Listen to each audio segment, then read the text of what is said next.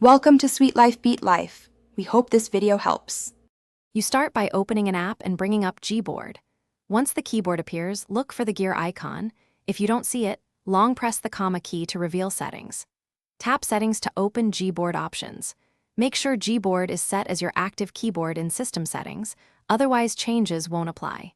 This step gets you into the exact menu we need, so don't skip it.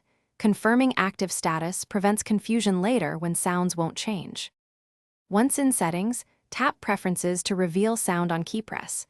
You can toggle it on or off. Turning it on enables audible clicks for keystrokes. Note that Gboard uses the system volume for keyboard sounds, so make sure your phone's media or system volume is up.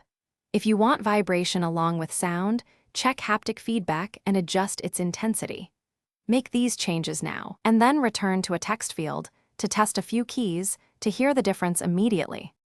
Finally, test the keyboard by typing in a message to confirm sound changes took effect. If you don't hear anything, restart the app and, if needed, force stop or restart your phone. Make sure Do Not Disturb isn't muting keyboard sounds and that system sound or media volume is up. If the problem persists, clear Gboard cache or reinstall the app.